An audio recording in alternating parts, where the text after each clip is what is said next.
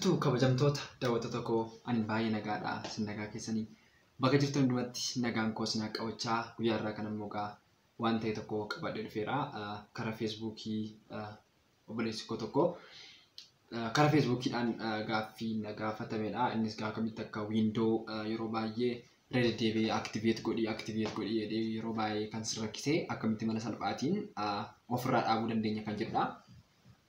Akkamitti mala salphaatiin ofirraa dhaabuu dandeenya kan jedhu kanan isinitti agarsiisaa jechuudha. Kunis baay'ee salphaadha. Kompiitara irratti sitti agarsiisa. Kompiitara irratti amma na hordoftu jechuudha. Jalqaba irratti kan isin gootanii kompiitara keessan irraatii maay kompiitari keessan bantu.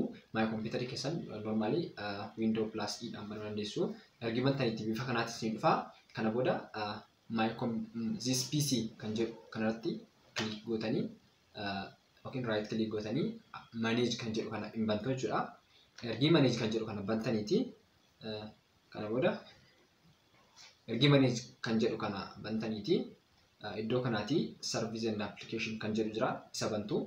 Kana booda service and application kana jiraati services kan jedhu jira isa irratti click gootanii as keessa barbaaddu jechuudha. Kuno wantoonni kun dhufu as keessa barbaaddu.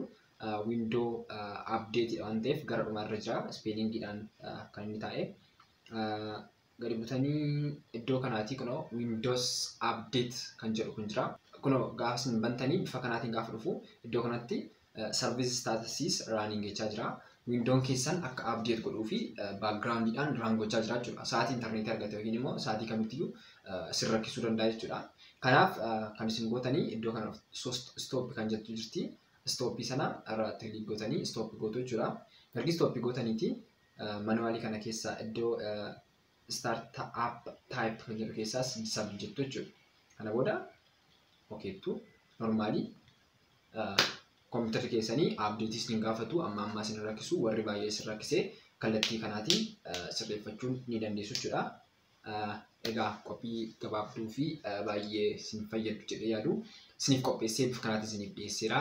Baay'ee galatoomaa waan hordoftanii fi dhumarratti kan jechuu barbaadu subscribe gochuu hin dagatinaa. Maaliif subscribein viidiyoo ani yerootti gadhiisu dursee isin bira gahaa jechuudha bifa suggestionidhaan.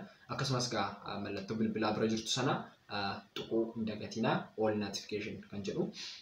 Kana bifa kanaatiin qopheessee kan isiniif dhiyeessee ana lataa labataan ture. Baay'ee galatoomaa isiniin jedhaa.